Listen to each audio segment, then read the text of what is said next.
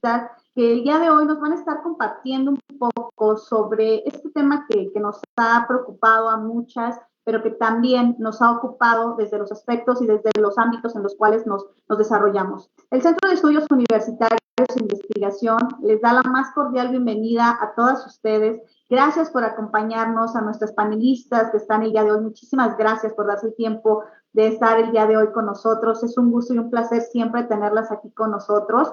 Y bueno, el día de hoy vamos a tratar un tema sobre la violencia de género desde los enfoques en los cuales cada una de ustedes se desarrolla. Platicaremos más o menos a nuestro auditorio y a las personas que nos siguen a través de nuestras redes sociales. Comentaremos un poco cuál será la dinámica. Nuestra dinámica será que van a tener 15 minutos de participación cada una de nuestras ponentes. Posteriormente tendrán una segunda ronda de 5 minutos en la cual van a emitir conclusiones o algunas reflexiones sobre lo que se haya platicado y se haya comentado aquí en el foro. Entonces, bien, sin más, daremos inicio con la presentación de nuestra querida maestra Gabriela, Nuria Gabriela, y bueno, voy a permitir, amiga, hacer una pequeña reseña de tu currículum, pues bastante vasto currículum, pero bueno, haremos una reseña muy breve. La maestra Nuria es licenciada en Derecho, es especialista en Comercio y Arbitraje Internacional por la Universidad del Pedregal, es maestra en Ciencias Penales, Criminología y Medicina Legal Forense por la Facultad de Derecho de la Barra Nacional de Abogados.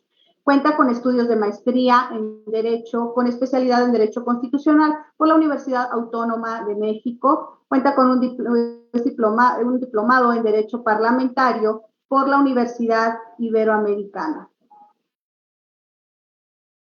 Dentro de su labor,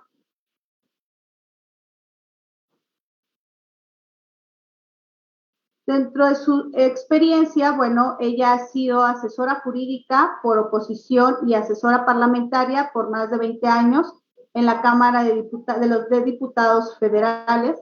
Fue directora de Estudios Jurídicos de los Derechos Humanos de las Mujeres y la Equidad de Género en el Centro de Estudios por el Adelanto de las Mujeres y de la Equidad de Género de la Cámara de Diputados por más de 10 años.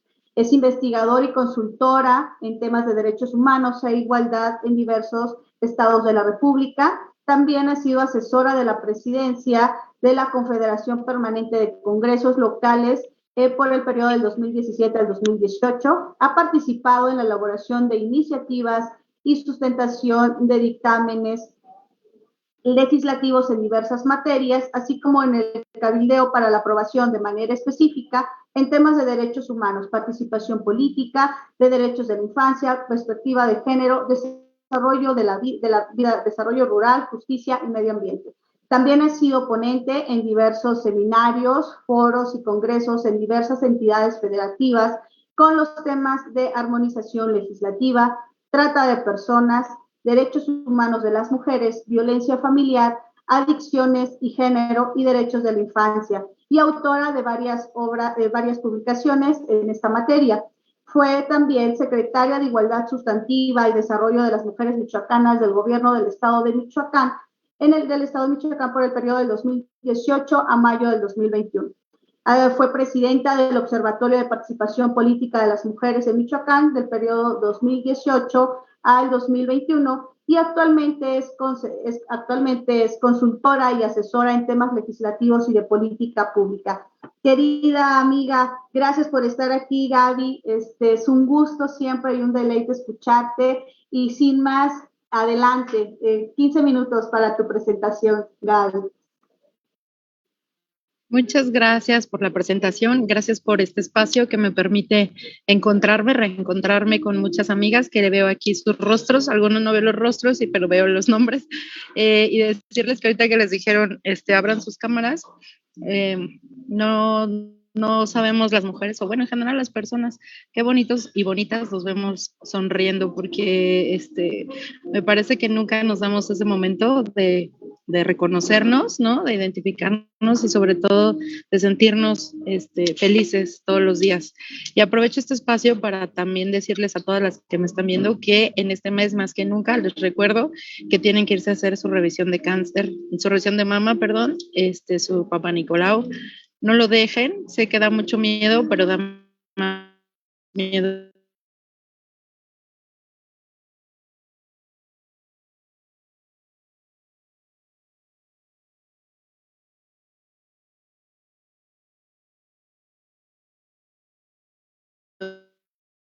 Creo que por ahí tuvo un problema de conexión.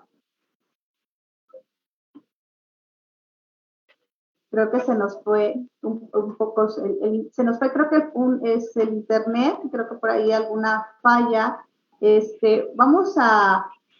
voy a permitir de aquí a que, bueno, va restableciéndose la conexión, porque ya saben, eso es el tema de la virtualidad que nos da esta problemática constante. Pero bien, voy a ir presentando a la siguiente de nuestras ponentes, también una amiga del alma, quien aprecio mucho, quiero mucho y admiro mucho. Bienvenida, Elvia, siempre es un gusto, amiga, tenerte en estos espacios y que puedas compartirnos.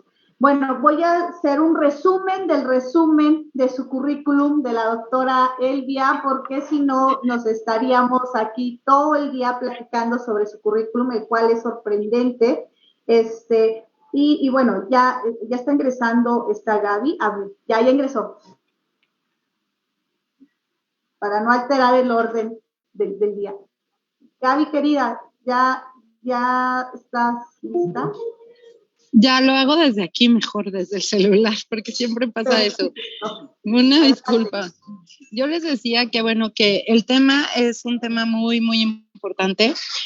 Yo me gustaría ocupar este espacio para hablar desde la experiencia ya de la realidad, más que de la teoría. Mis compañeras podrán abordar este aspecto desde la teoría también, pero a mí me parece que no hay exactamente un solo modelo para abordar la violencia que viven las mujeres. No hay un solo modelo para abordar la atención que se brinda, la violencia psicológica, la violencia física. Sin embargo, hay muchas realidades que nos permiten identificar que el abordaje de esta realidad de la violencia tiene que hacerse desde solamente una teoría, que me parece que es la más adecuada, o no sé si llamarla teoría, pero sí una palabra clave que se llama la empatía. La teoría te marca algunas realidades, te marca pues toda la investigación que las compañeras teóricas, investigadoras han hecho durante toda su vida para tratar de identificar qué pasa por la cabeza de las personas cuando de violencia se habla, ¿no? De violencia en general y de violencia en general en específico. Pero lo que a mí me gustaría dejar sentado en esta mesa es cómo esta realidad de violencia contra las mujeres y contra las niñas, que por cierto ayer fue el Día Internacional de la Niña y hay mucho que decir al respecto sobre cómo de manera concreta desde edad temprana la violencia contra las mujeres se ve normalizada, ¿no? Como hemos visto en muchos casos ahora muy mediáticos últimamente, se ve normalizada y se ve tolerada por el Estado. Y regreso al tema también de por qué es importante este entendimiento desde la empatía. No puede haber una atención basada nada más en protocolos, no puede haber una atención basada nada más en el marco teórico, sino en identificar las diferentes realidades que viven las mujeres en todo el país y las diferentes realidades que viven las mujeres, incluso en un estado, en diferentes regiones. Hace rato estaban comentando las compañeras justo de una experiencia que tuvieron con mujeres indígenas y es real. O sea, no puede haber un solo planteamiento para el abordaje de la violencia. No es lo mismo la violencia que viven las mujeres de la costa que las mujeres que viven en la cañada.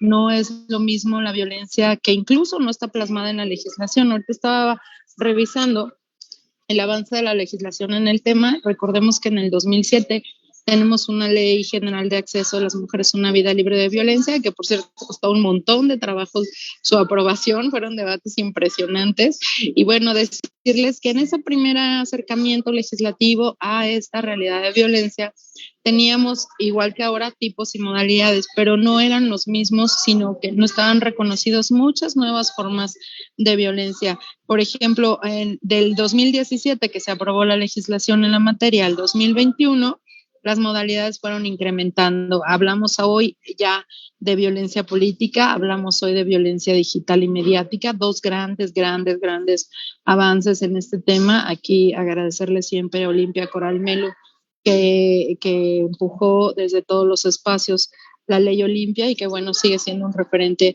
a nivel nacional y ahora ya internacional en este reconocimiento. ¿A qué voy con todo esto?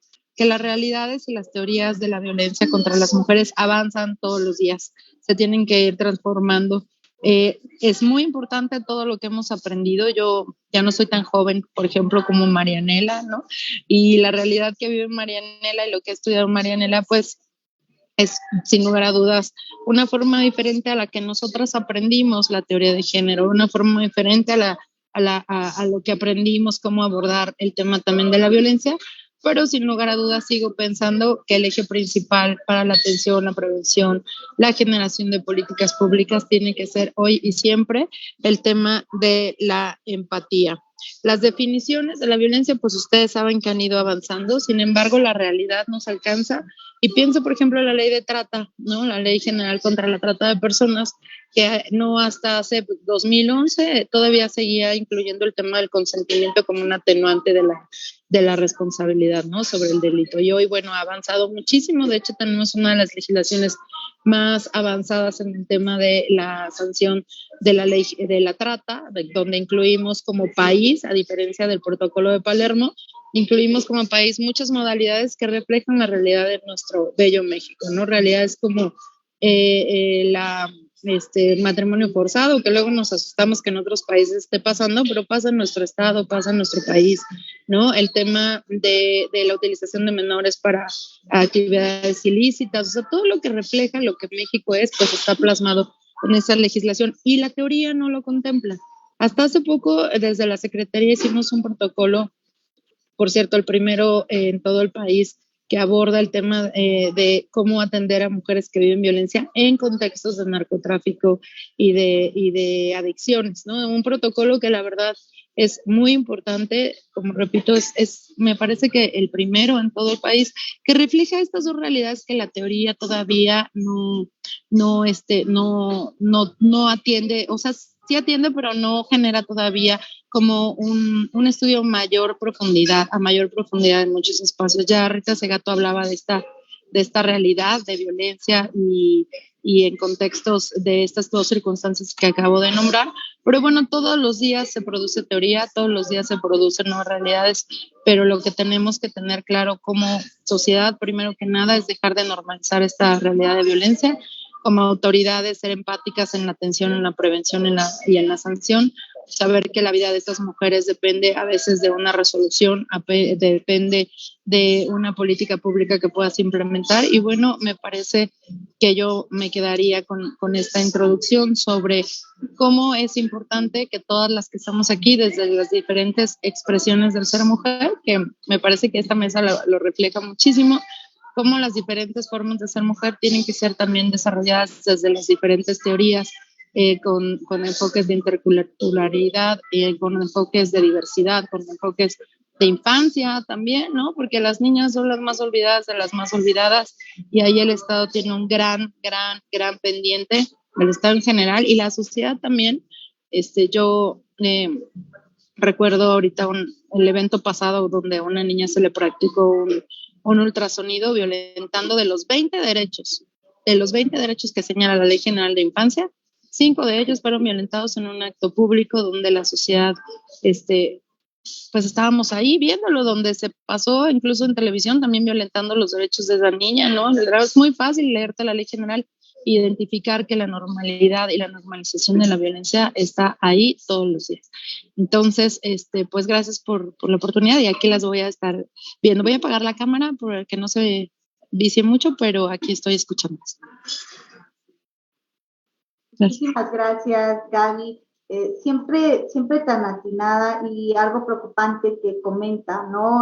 Los protocolos, el tema, los estudios, las investigaciones en violencia en contra de las mujeres, pues nos ha rebasado. La violencia ha desarrollado otras formas en las cuales se puede dar que ni siquiera la propia sociedad sabía que existían o que las propias instituciones han sido rebasadas con estas nuevas modalidades.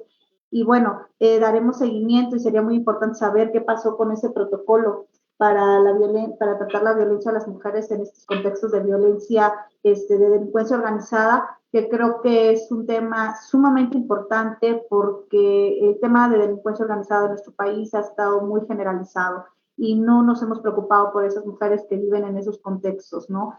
Preocupante, Gaby, pero bueno, al final ustedes nos darán sus apreciaciones del foro. Y bueno, daremos el uso de la voz a la doctora Elvia Higuera Pérez. Daré una pequeña reseña curricular de su formación. Ella es licenciada en Derecho por la Facultad de Derecho y Ciencias Sociales de la Universidad Michoacana de San Nicolás de Hidalgo. Es maestra en Gerencia Pública y Políticas Sociales y aspirante a doctorante en Política, Gobernabilidad y Políticas Públicas, y actualmente se encuentra cursando un segundo doctorado en Género y Derecho por el Instituto Universitario de Puebla.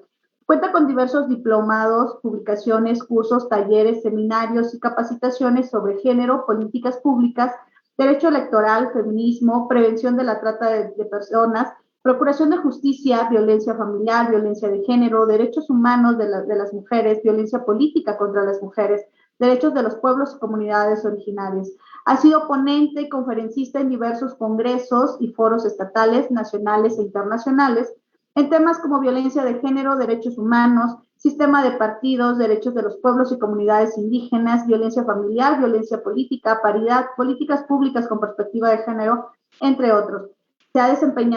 Su desempeño laboral lo ha realizado en la Secretaría de Igualdad Sustantiva, en la Procuraduría General de Justicia, que fue la fiscal especial para la atención de delitos de violencia familiar, consejera electoral del Instituto Electoral del Estado de Michoacán, donde impulsó y se creó el Observatorio de Participación Política de las Mujeres, un gran logro para todas las mujeres en la participación política del Estado. También incentivó la creación de los lineamientos para lograr la paridad de los cargos en la elección popular de la elección del 2018 y la incorporación de mujeres en los órganos de gobierno, de los gobiernos comunales, como los pueblos y comunidades originarias, basados en sus sistemas de usos y costumbres. Como comisionada presidenta también del Sistema Estatal Anticorrupción, pugnó por un ético y responsable ejercicio de los recursos públicos, la transparencia, la rendición de cuentas, gobiernos y parlamentos abiertos, así como la implementación de mecanismos de participación ciudadana en los procesos de toma de decisiones. Y bueno, recientemente estuvo fungiendo como secretaria técnica del Consejo Ciudadano de Morelia, en donde la realidad de las cosas es que trabajó muy fuerte para que el Consejo se activara y lograra algunos aspectos que tenían ahí pendientes, y bueno, se crea en el Consejo Ciudadano también de Morelia, pues la Comisión de Género que no había, y bueno, fue también impulsada por la maestra ella. Es catedrática de la División de Estudios de Posgrado de la Facultad de Derecho y Ciencias Sociales, de la Facultad de Derecho de la Universidad Michoacana. También es catedrática del Instituto Universitario de Puebla y de la Universidad Latina de América. Y bueno, cuenta con diversas publicaciones, artículos, capítulos en libros en materia de género, violencia contra las mujeres, participación política. Y bueno, de igual forma ha sido acreedora a varios reconocimientos por todo este trabajo tan arduo que ha hecho durante todo este año en favor de las mujeres michoacanas. Y le fue otorgado el reconocimiento Diosa Roja en el 2019, presea de la Organización Civil Humanas, que otorga a las personas que destacan por llevar a cabo programas, acciones, medidas y políticas públicas encaminadas para erradicar y eliminar la violencia contra las mujeres. Cuenta con el reconocimiento Centurión, que le fue otorgado en el 2011 por la Comisión Especial de la Lucha contra la Trata de Personas del Congreso de la Unión, y el reconocimiento Presea Heréndira, otorgado el 8 de marzo del 2012 por el Gobierno del Estado a través de la Secretaría de la Mujer. Querida Elvia, híjole, siempre es un gusto escucharte y una apasionada tanto. Bienvenida y este es tu foro y nos encanta escucharte. Adelante, amiga. Gracias, querida Harin. Sí, bueno, yo también me siento muy afortunada y honrada por esas invitaciones que me haces.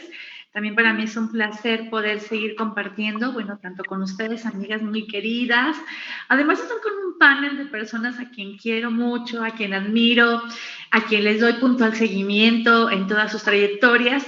Pero creo que además, especialmente por ser mujeres, creo que esto es así como un punto de unión que justamente le da mucho significado al concepto de la sororidad. De repente esta palabra que se ha banalizado hasta cierto punto, a mí me parece que justamente este tipo de eventos, ese tipo de poder compartir, le da mucho sentido a esta definición y nos ayuda a comprender inclusive la parte mística que tiene que ver con el tema justamente de ser sororales, de abrazarnos, de acompañarnos, de que sepas, Karin, que siempre que lo necesites, al igual que cualquiera de las que estamos aquí presentes, siempre podrás contar con todas. Digo, en mi caso personal lo digo por mí, pero estoy segura que todas estaríamos en la misma disposición, siempre, siempre. Entonces, bueno, pues yo voy a iniciar porque además el tiempo es muy poco. Ya Gaby nos robó 10 minutos de más. No, no es cierto, Gaby. Fuiste muy respetuosa con los tiempos. No, yo quiero iniciar el abordaje justamente cuando veía la denominación del foro, pues decía, bueno, abordajes teóricos acerca del tema de la violencia. Y coincido totalmente con lo que decía Gaby de este abordaje, porque efectivamente se ha generado toda una serie de teorías y de planteamientos respecto de lo que los estados, especialmente los estados modernos, a partir de la implementación de los sistemas democráticos, pues están obligados a realizar para garantizar los derechos y libertades de todas las personas. Pero creo que dentro de esta definición de la democracia, cuando hablamos de temas como el contrato social, que es una teoría política analizada por Juan Jacobo Rousseau, que justamente establecía esta cesión de derechos que hacemos como personas a cambio de que el Estado nos genere condiciones de seguridad, de dignidad, de poder vivir en una circunstancia de igualdad.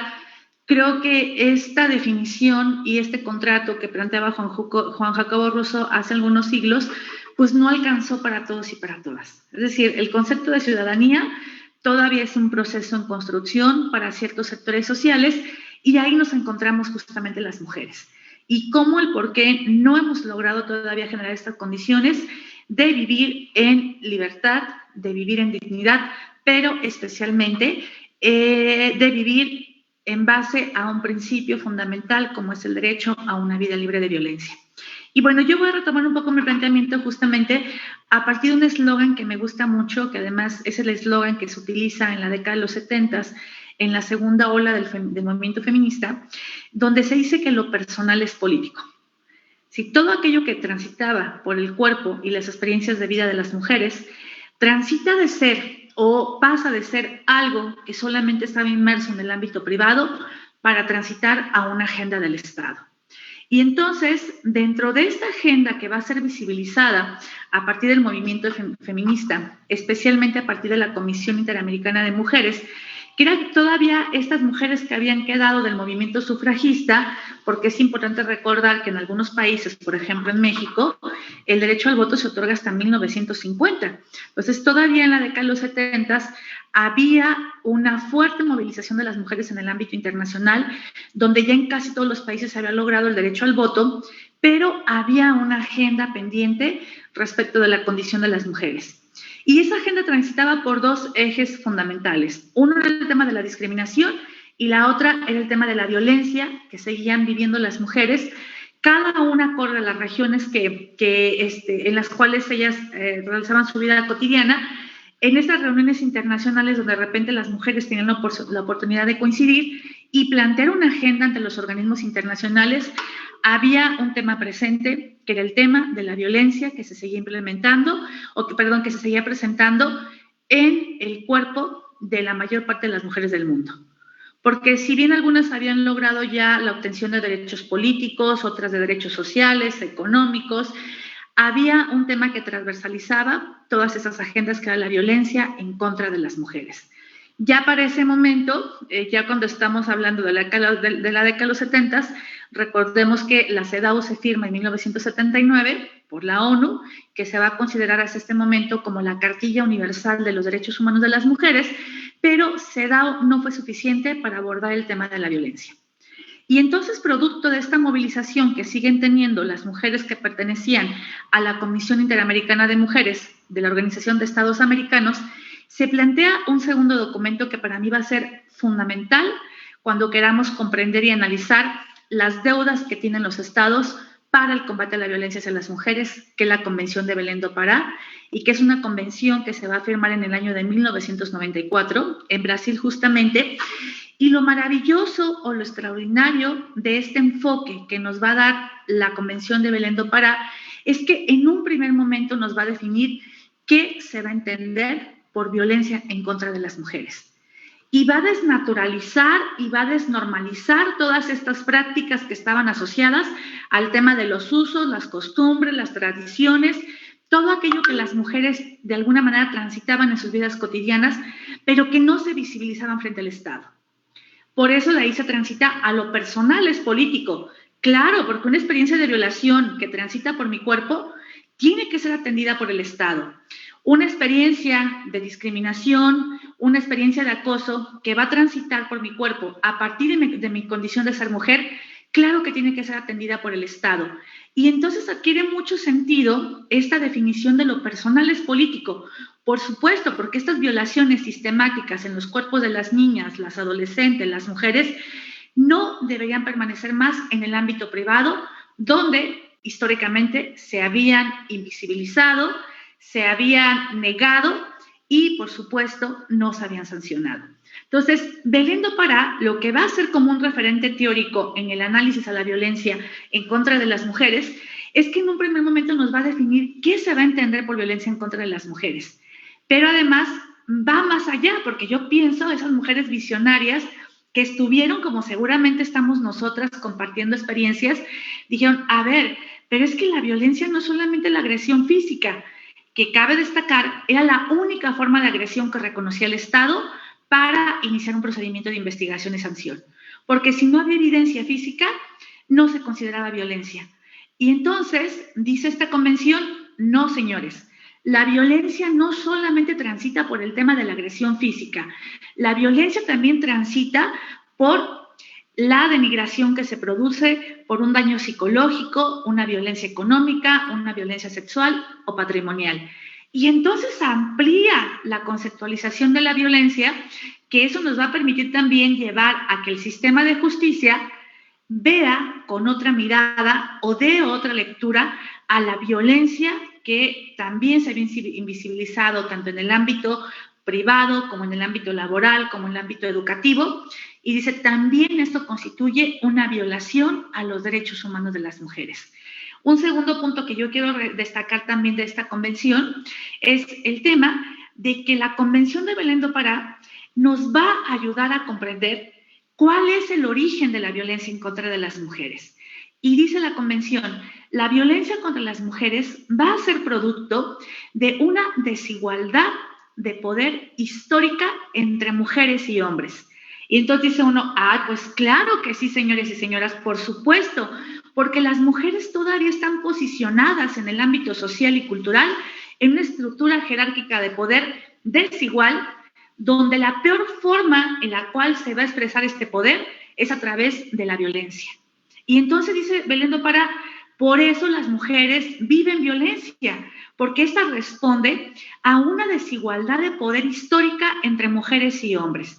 Y es lo que las posiciona en esta condición de violencia de género. De ahí surge el concepto de violencia de género.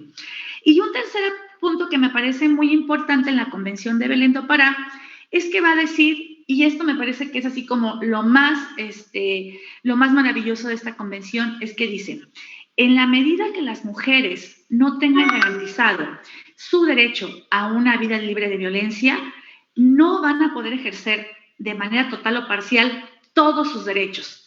Y claro, esto responde a un principio del Sistema Internacional de Derechos Humanos, donde en la medida que una persona se ve afectada del ejercicio de un derecho, en cadenita se le van a afectar sus otros derechos. Igual pasa con las mujeres que viven violencia. Una mujer que está sometida en una situación de violencia constante, pues no está pensando en ser candidata el día de mañana, porque su preocupación primera e inicial es cómo demonios sobrevivo a la situación que estoy viviendo, cómo demonios busco el apoyo, el respaldo del Estado, que aún no ha logrado permear con políticas mucho más integrales para el combate a la violencia y el acompañamiento a las víctimas.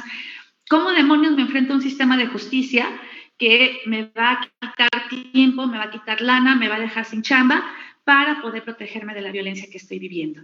Entonces, creo que esos son los 3 aportes fundamentales que hace desde esta parte teórica la Convención de Belén do Pará para comprender el tema de la violencia.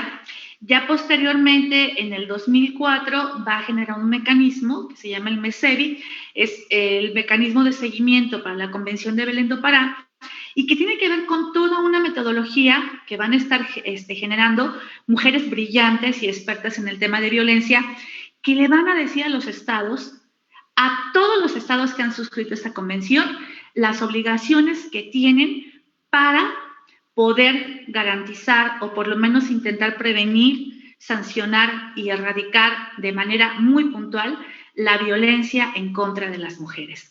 Entonces, creo que esta convención, yo cuando veía el tema de la teoría, bueno, pues para mí me parece fundamental el conocer la Convención de Belén do Pará, que además cabe destacar también está encuadrada en la teoría de los derechos humanos.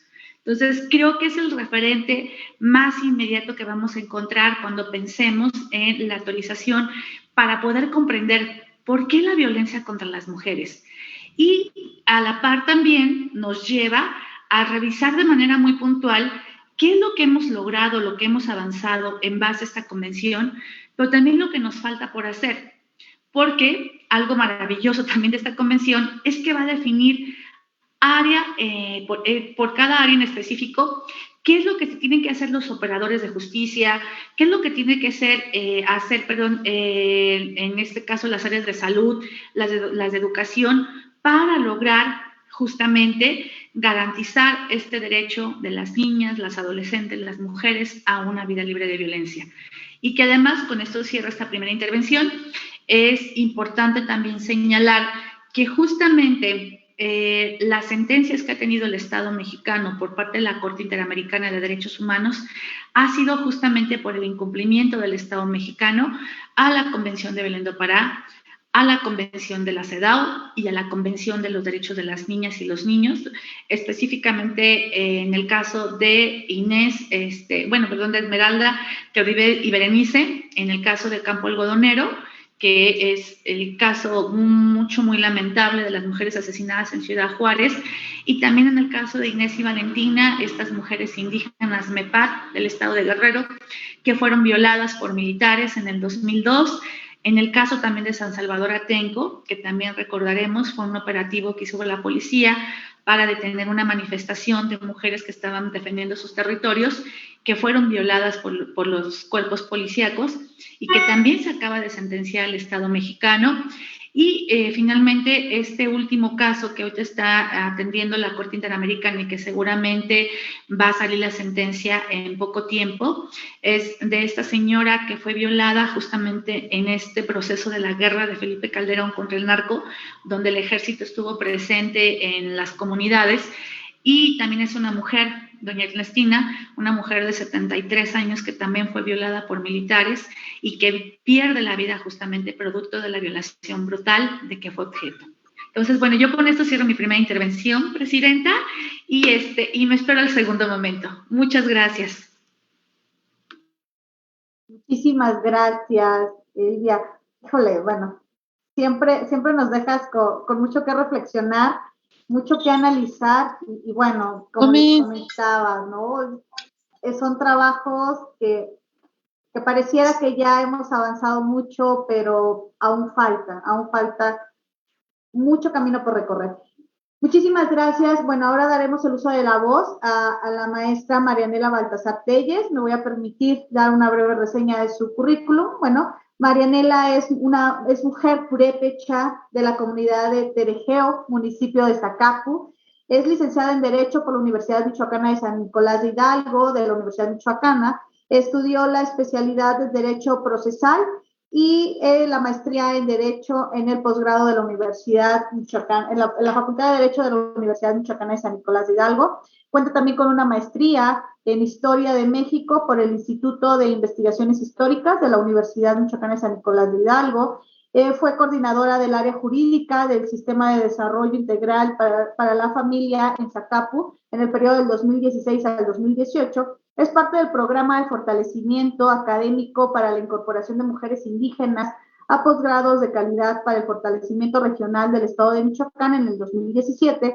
Hizo una estancia en Toronto, Canadá, en la Universidad de Toronto en el 2017 y es integrante de la red de abogadas indígenas del estado de Michoacán, pero también ha sido galardonada con la Preseréndira a la perseverancia en el 2020 por el gobierno del estado de Michoacán por todo el trabajo que ha realizado con las mujeres indígenas. Bienvenida, Marianela, un gusto escucharte y bueno, todo tuyo el foro. Gracias.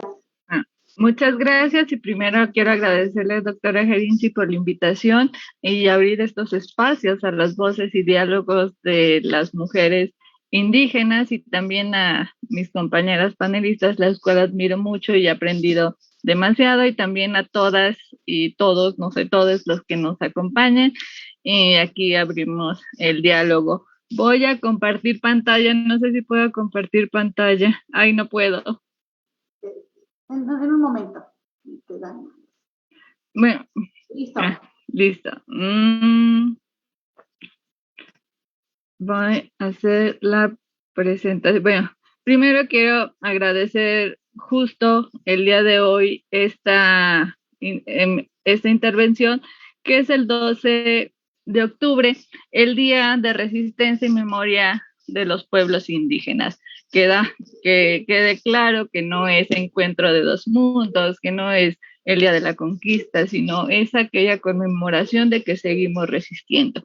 Y las mujeres indígenas, hay una doble o triple resistencia en estos aspectos, y es importante decir que las mujeres indígenas también somos parte de la colectividad. No se puede hablar de colectividad sin la participación de las mujeres indígenas.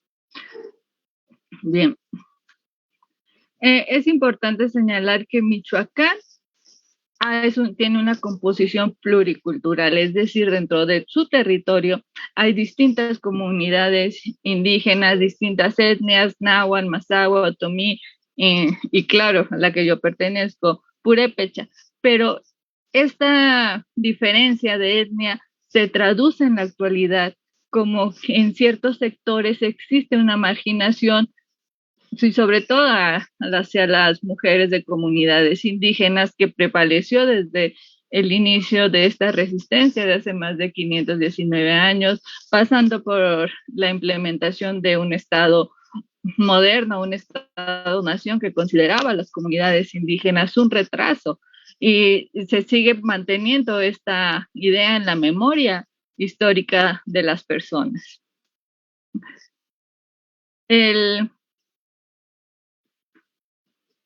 ¿Cuáles son las principales problemáticas que se viven o que siendo mujer indígena?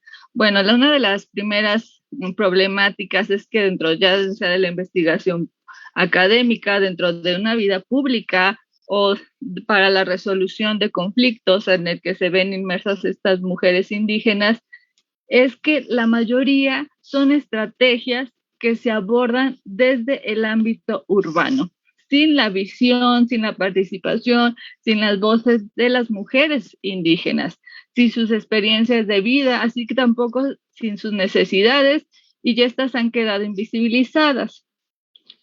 Lo que trae como resultado que estas intervenciones y políticas públicas estén descontextualizadas, se fracase en la manera de que se está interviniendo, es decir, desde nuestro contexto, desde nuestra situación de urbanidad, desde nuestra vida y quizás desde nuestros privilegios, tratamos estos problemas de las mujeres indígenas, estas violencias como vamos a salvarlas, pobres mujeres, no se saben defender, se les margina desde esta visión de vida occidental, ¿no? Desde una cultura superior, sin atender a sus necesidades o desde sus voces o visiones o sin existir un consenso de cuáles son esas problemáticas que ellas están viviendo y cómo se viven.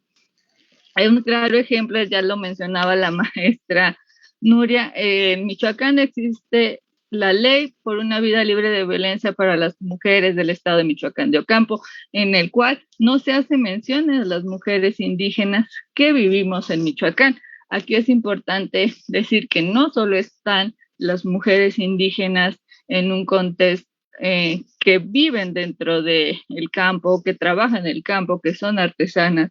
También hay mujeres indígenas en el ámbito universitario en el cual viven cierto tipo de violencias, mujeres migrantes indígenas que viven violencia, y tampoco, aquí quiero agregar que hace mención de las mujeres afro en Michoacán, que existen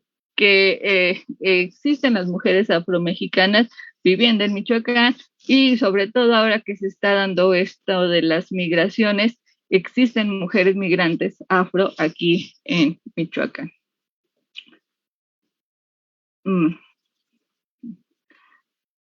Esto nos da como...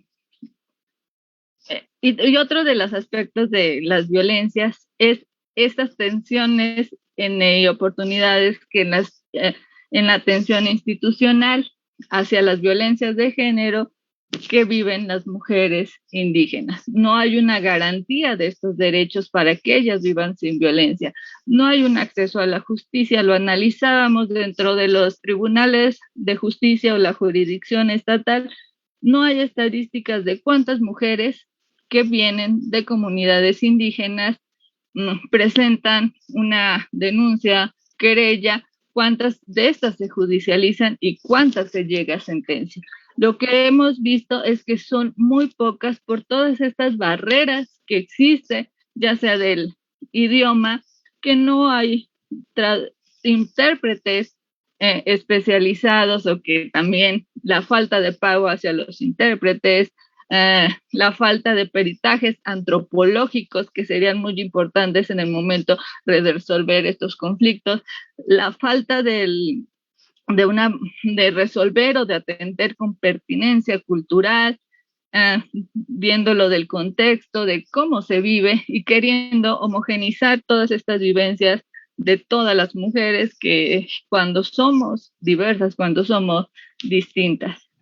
Existen enormes brechas dentro de los marcos legales y normativos para la protección, y lo que da origen a que se sigan perpetuando esta cuestión de desigualdad y desproporcionalidad en cuanto a los derechos de las mujeres indígenas.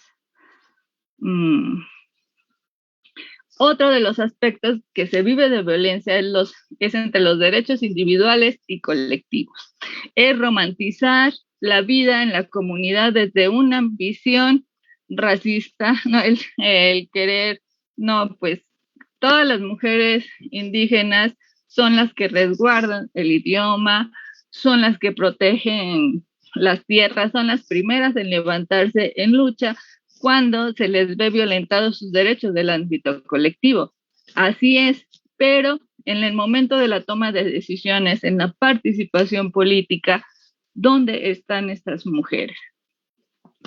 Hay una autora que maneja mucho, en vez de usos y costumbres, abusos, ¿no? Porque se mantiene con esta idea de no, los usos y los costumbres dentro de las comunidades está así y no se puede cambiar, cuando la tradición o la costumbre también puede ser cambiada, no tiene que estar estática siempre, justificando así las violencias que viven las mujeres en las comunidades indígenas, y también el Estado los debe reconocer y garantizar estas violencias, porque en ningún momento las mujeres de las comunidades indígenas, así como los hombres, dicen, pues me voy a separar del Estado, también somos ciudadanas, y de ahí entra también otro tipo de violencias, cuando se adquiere la ciudadanía indígena, que en muchas ocasiones las voces de las mujeres, aunque sean menores de edad, pero están casadas, tienen uso de la voz, y no así mujeres quizá de 30 que son infantilizadas por no estar casadas y todavía están bajo la tutela del padre, del abuelo o del jefe de familia. Ay, si me paso, por favor, me pueden decir porque a veces me voy. Bueno, entonces la violencia contra las mujeres indígenas se suma a esta condición de pobreza estructural, bajo los bajos niveles de escolaridad y otras condiciones de exclusión. Por eso se dice que existe una triple discriminación hacia las mujeres indígenas por su condición, por pobreza, incluso también hablando de las mujeres homosexuales que viven en las comunidades indígenas. O sea, hablamos más de 3 tipos de discriminación que se vive al momento de ser mujeres indígenas: discriminación al interior de su comunidad y discriminación fuera de ella. Y es lo que se dice, no podemos atribuir o justificar todo este tipo de violencias al interior de las comunidades basada en la costumbre o en el costumbre.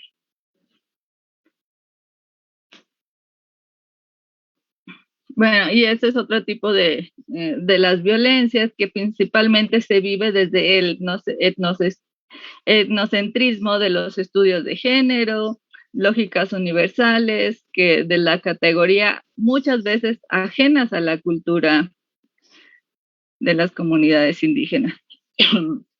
Y ahora nos referimos al feminismo. Estos feminismos occidentales que parten desde las instituciones, que en muchas ocasiones no se preocupan por escuchar las experiencias de vida de las mujeres, que en teoría pueden ser denominadas como aquellas subalternas, ¿no? Que más bien nos han convertido en las víctimas, en las pobrecitas, en nosotros las vamos a rescatar. Ellas están sufriendo mucho, no saben sus derechos, cuando sí sabemos nuestros derechos, sabemos que está mal que nos violenten, más bien no se garantiza que estos derechos sean respetados. No se ha preocupado en muchas ocasiones por aprender estas manifestaciones patriarcales que surgen desde esta vida en colectividad.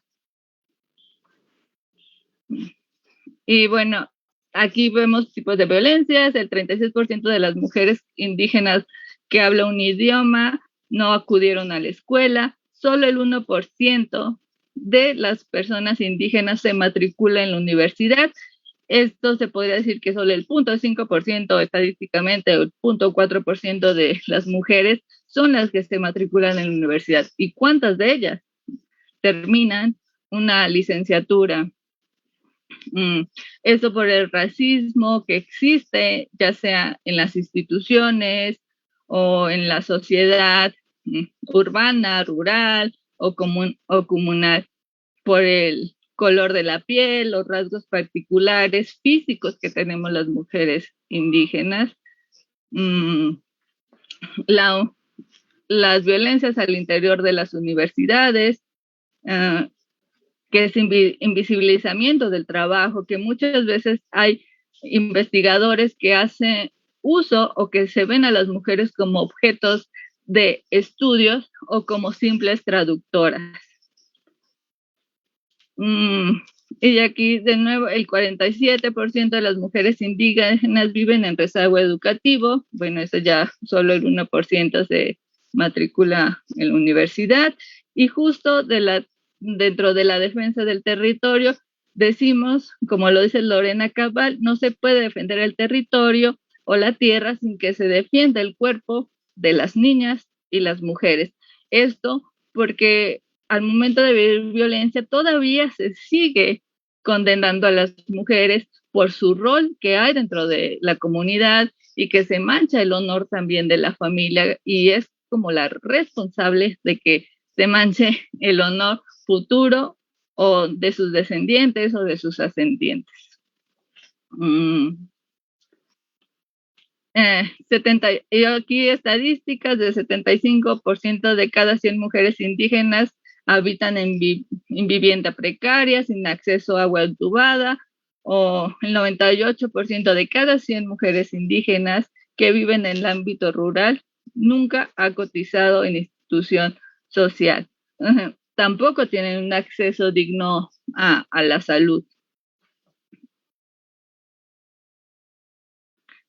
Y bueno, creo que no sé si me pasé, pero muchas gracias. Cualquier duda, pregunta, estoy aquí. No sé si me fui muy rápido.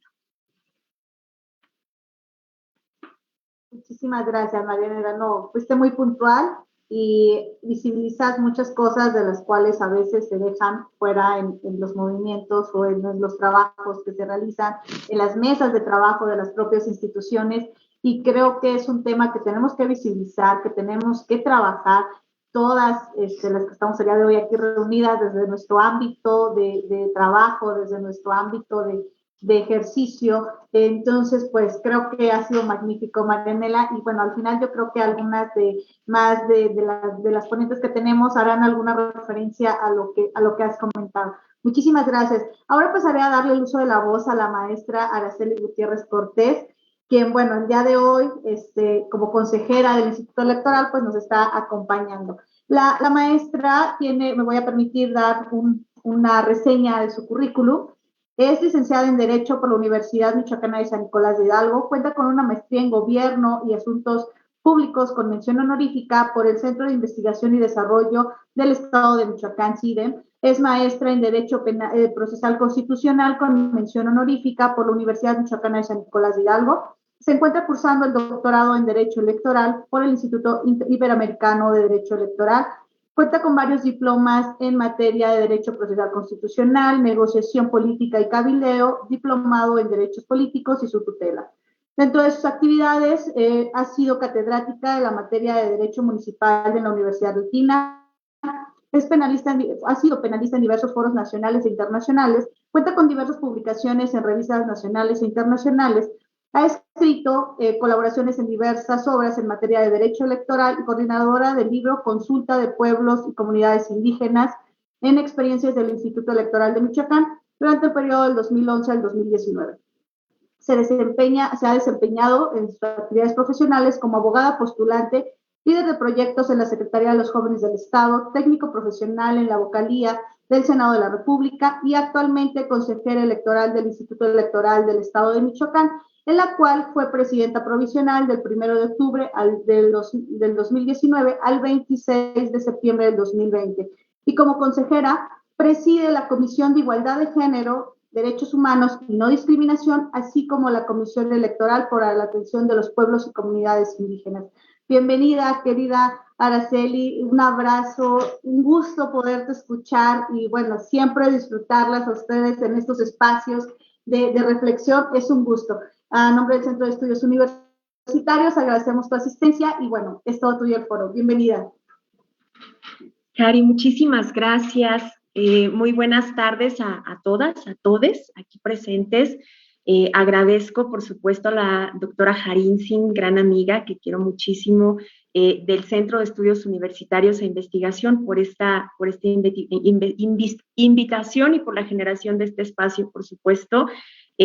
Saludo con cariño a Nuria, Elvia, Marianela, qué honor tan grande coincidir con ustedes, mujeres admirables y ejemplares, y todas las personas que nos acompañan. Aquí está mi contralora del instituto, Oti Molina, maestra María Auxilio, Gretel. Saludos a todas y bueno, a todas las personas que están dando seguimiento también a este foro a través de las distintas plataformas. Muchísimas gracias, un saludo afectuoso. Bueno, de entrada he de decir que es muy importante el tema de esta mesa porque la construcción teórica es justamente la base de lo que se espera que finalmente se traduzca en la realidad social, ¿no? Aunque también sabemos que la sola modificación normativa no necesariamente conlleva a una transformación en la sociedad y mucho menos en temas tan arraigados como esto que tiene que ver con el patriarcado y con la condición de discriminación hacia la mujer. Máxime cuando tenemos pues alrededor de 10 años que comenzamos apenas a darle relevancia a estas conductas que hoy conocemos como violencia política contra las mujeres en razón de género. Ya lo decía la maestra Elvia, pues a nivel internacional ya había un parámetro, pero a nivel nacional pues no había esta regulación. Una de las primeras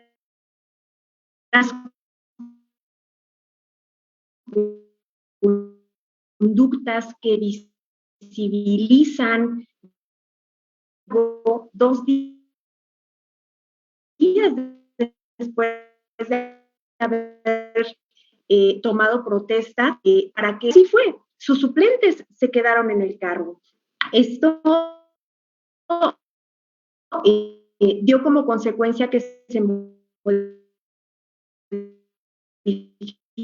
tanto de estos registros de candidaturas y se estableció entonces la obligación de la reforma de 2014, cuando por fin dejamos de hablar de estas cuotas de género y por primera vez hablamos del principio de paridad, todavía en esa gran reforma nacional que fuera específica sobre el tema de violencia política como tal, internacional sí lo había, pero todavía nosotros no teníamos una regulación. ¿Qué fue lo que pasó?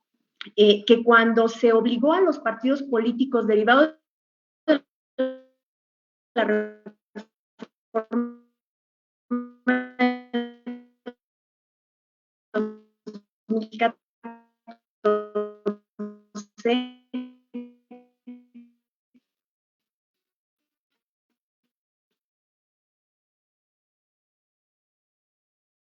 sobre el tratamiento de estos casos, que para tomar la determinación tomaban como base los estándares internacionales, pero no teníamos esta regulación a nivel nacional.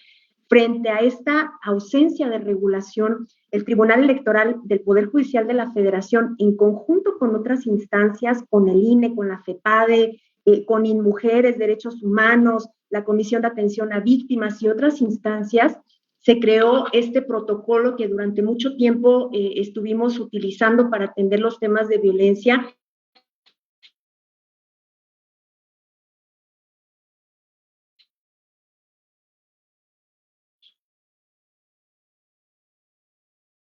En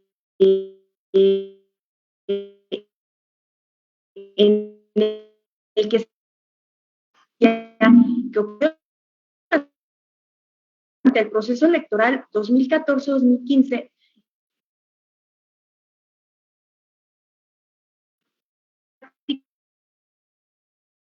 prácticamente ya había acabado el proceso electoral, el protocolo se publica por primera vez en el 2016, pero bueno, ya para el proceso electoral 2017, pues ya teníamos una ruta clara, pero los criterios en las sentencias, en los criterios jurisdiccionales, en la jurisprudencia, pero todavía no aparecía regulado como tal en nuestra legislación. En el 2018, en el Código Electoral de nuestra esencia política, pero se incorpora en lo general, es decir, como todo acto u omisión contra cualquier persona, hombre o mujer. Entonces, pues bueno, de entrada esto no resolvía el tema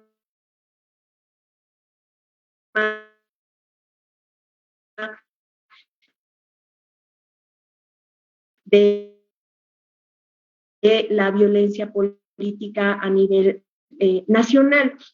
Pero en diciembre del 2010,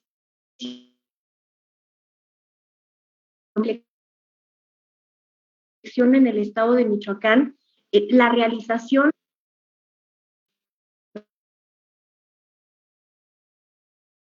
de este precepto que se presume como... Y esto es interesante porque esta disposición no existe a nivel federal y no todos los estados tienen esta definición. Pero fíjense que el pasado 29 de septiembre, hace menos de 2 semanas, la Sala Superior emitió una sentencia que ellos mismos difundieron como sentencia histórica. Y les paso el dato.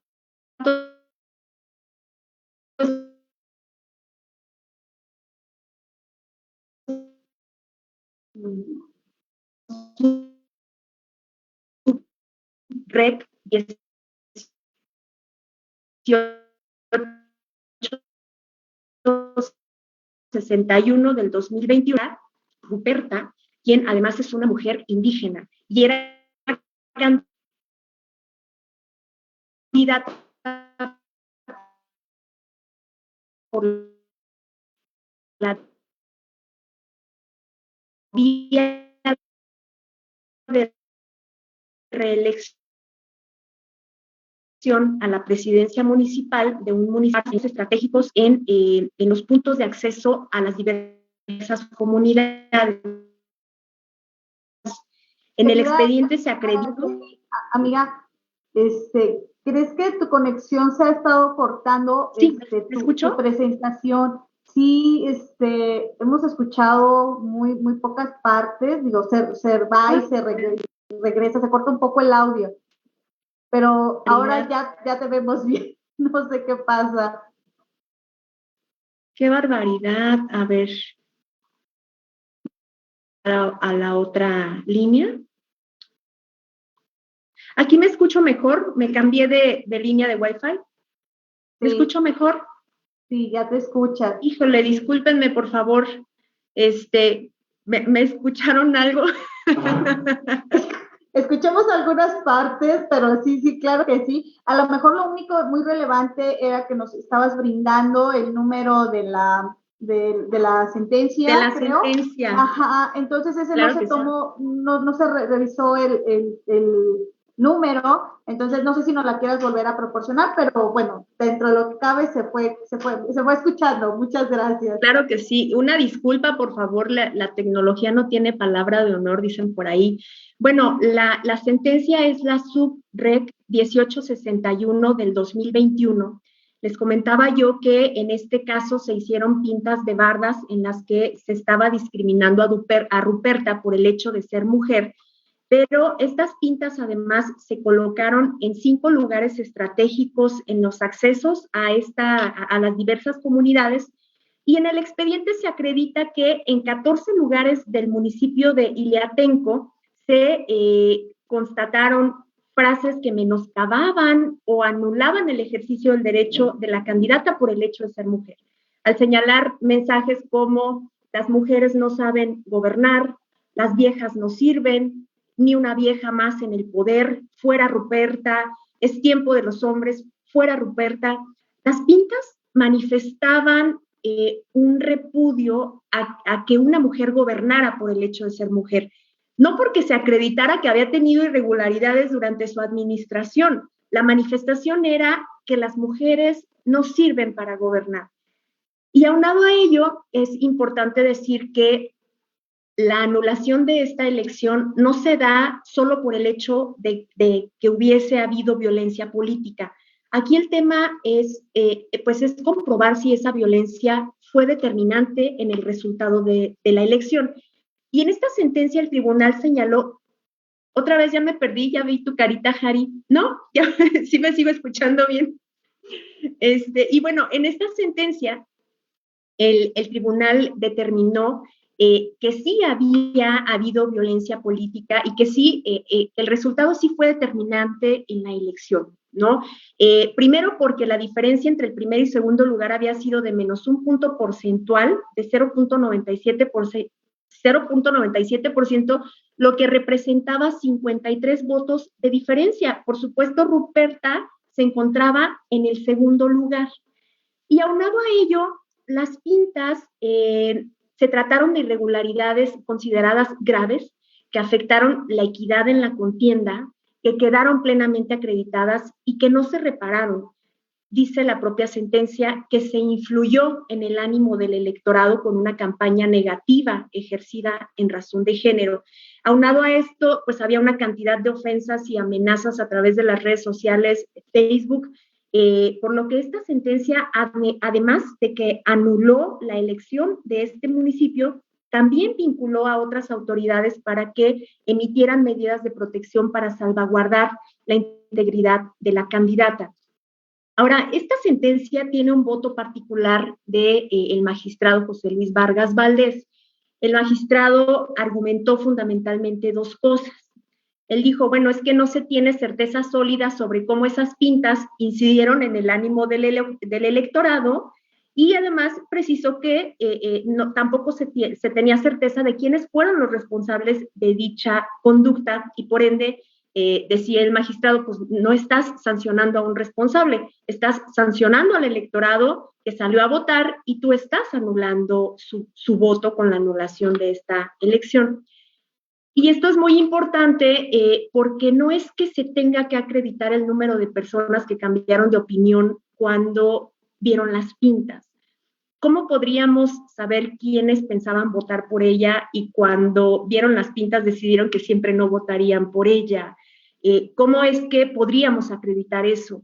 El asunto es que 53 votos sí fueron determinantes frente a la equidad, la inequidad que ella vivió en la contienda con 14 pintas en todo el municipio, donde se le atacaba, donde se le denostaba, además de todos los ataques que sufrió en redes sociales. Una condición así no se acreditó, por ejemplo, en contra de quien quedó en el primer lugar.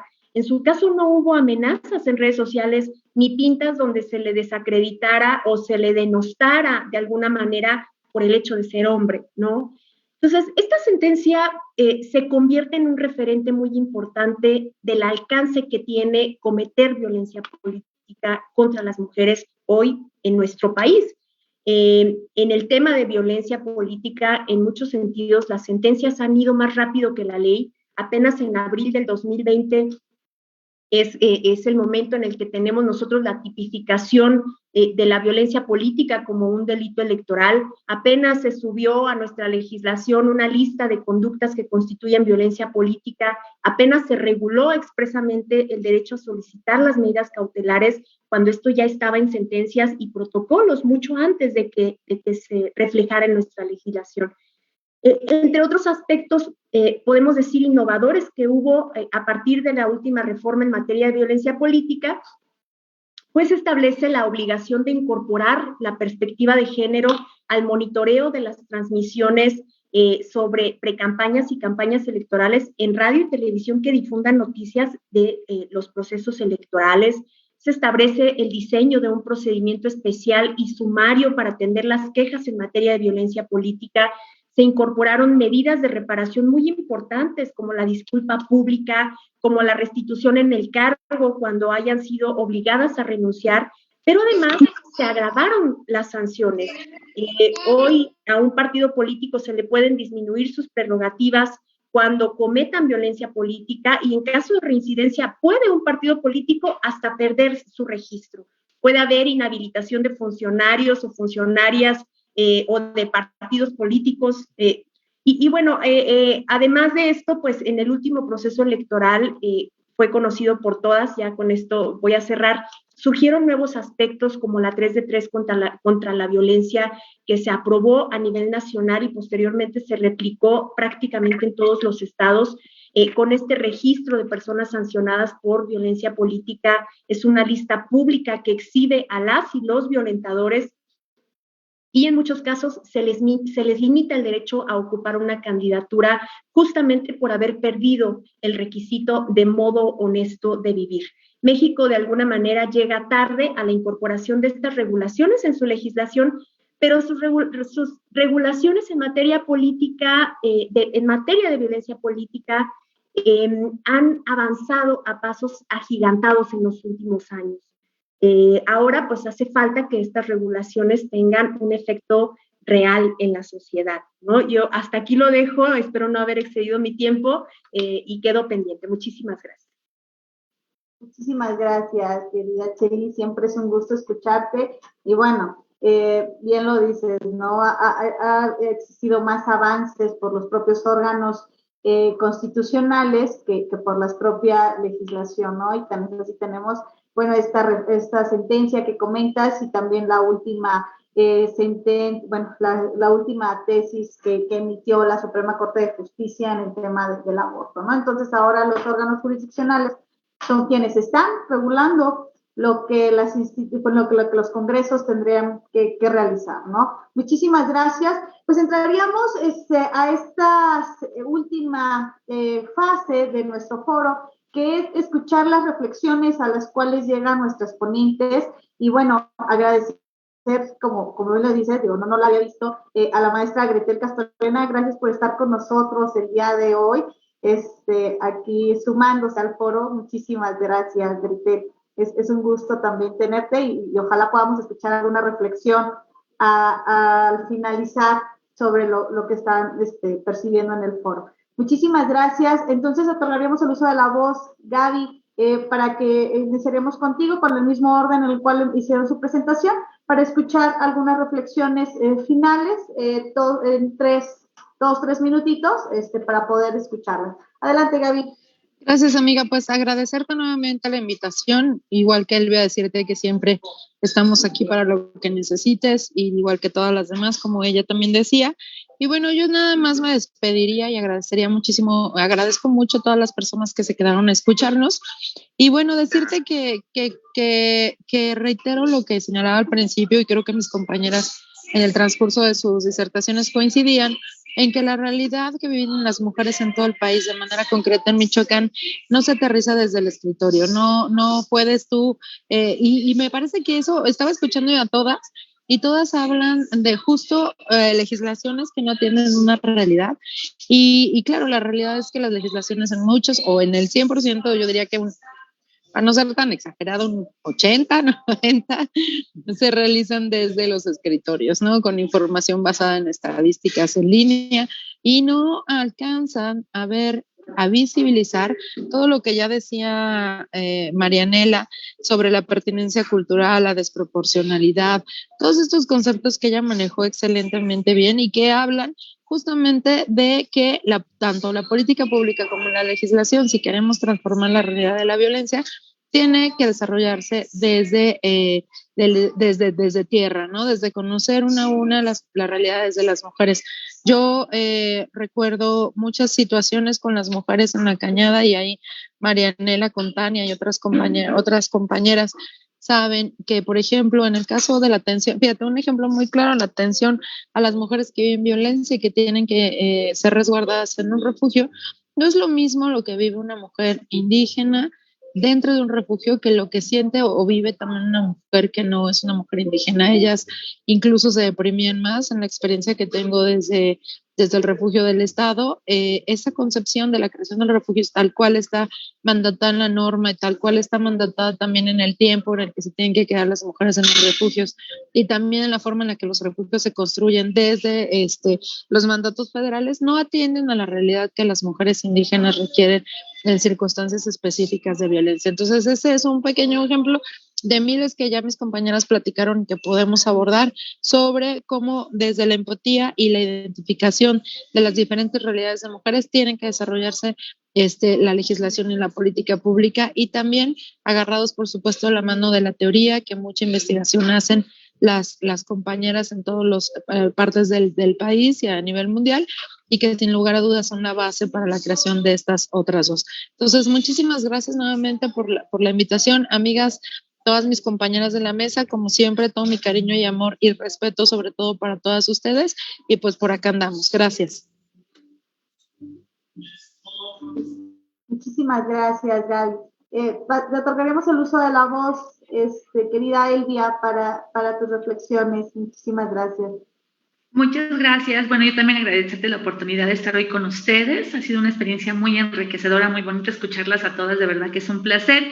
Y yo nada más quiero cerrar con 3 puntos que me parecen sumamente importantes. Uno es que creo que en este momento la Convención de Belén do Pará nos está quedando a deber, porque efectivamente un abordaje que no viene en esta convención es el tema de la interseccionalidad, que justamente es esta mirada a partir de la desigualdad, de la desproporcionalidad, de las violencias, y que tiene que ver con el tema de las mujeres originarias, las mujeres afrodescendientes, las mujeres migrantes que también enfrentan una serie de situaciones bastante complejas, el tema de las infancias, las mujeres con discapacidad, las mujeres de la población lésbico-gay, las mujeres también que están en una situación enfermas de SIDA. Entonces, creo que ahí Belén do Pará sí se ha quedado un poco corta, y seguramente en algún momento tendremos alguna nueva convención internacional donde esta convención se actualice, y que justamente creo que sí, un poco las resoluciones, ya lo decía la maestra Araceli, van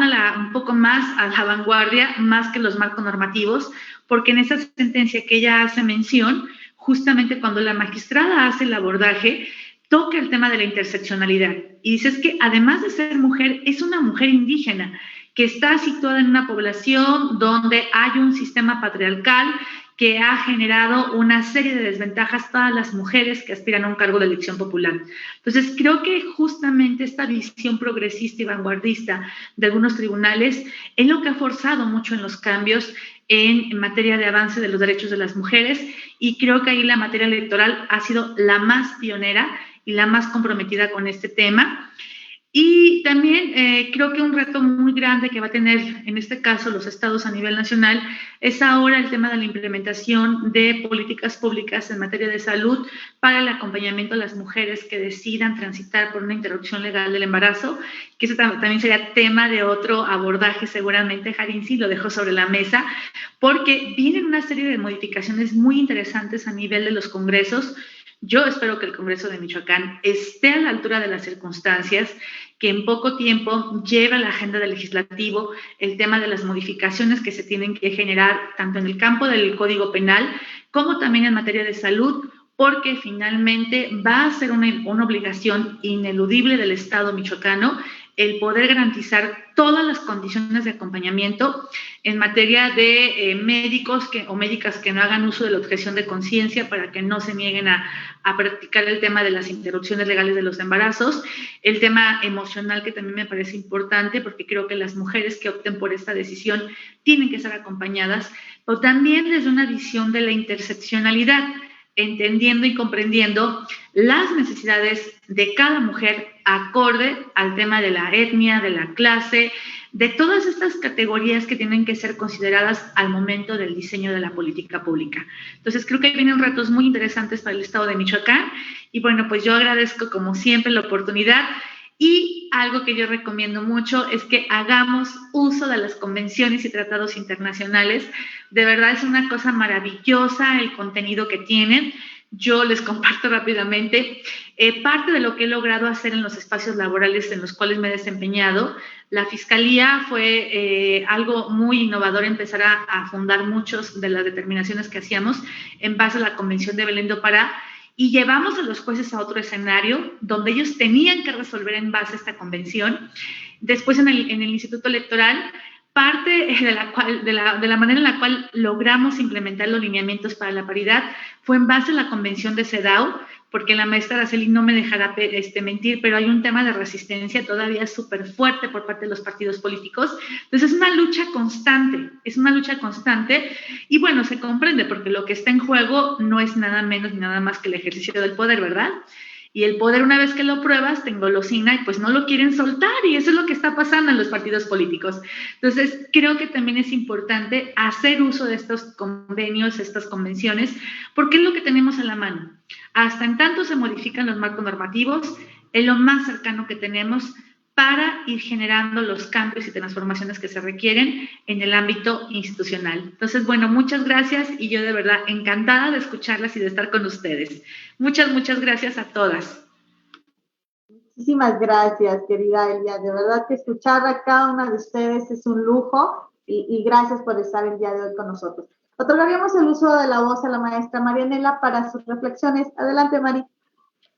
Muchas gracias. Bueno, de nuevo agradezco estos espacios que son bien importantes porque así se dialoga, nos escuchamos entre todas, y creo que eso es lo principal que debemos ser. Como ya lo dijo la maestra Nuria, la empatía, el accionar desde la empatía, desde ponernos en el lugar de la otra, dejando quizá a un lado nuestros privilegios, ya sea de clase, etnia, estudios, sino saber cuáles son las necesidades de la otra, qué es lo que está pasando, es muy importante, y estos diálogos y estos espacios creo que nos abren el panorama hacia las vivencias de otras mujeres y también cómo se resuelve, y caminando en conjunto se logran muchísimas cosas.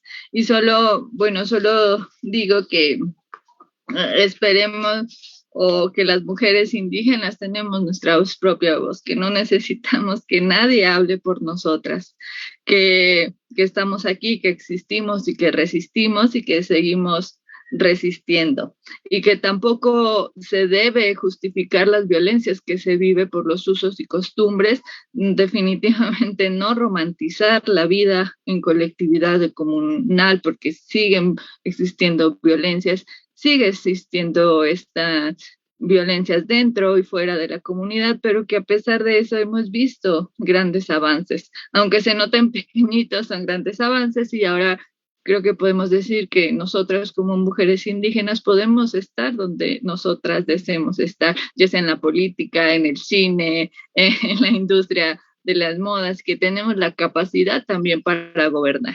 Y eso es, bueno, esa es mi reflexión final, y sin duda agradezco mucho estos espacios y estos diálogos, y te saludo a todas, todos y todas.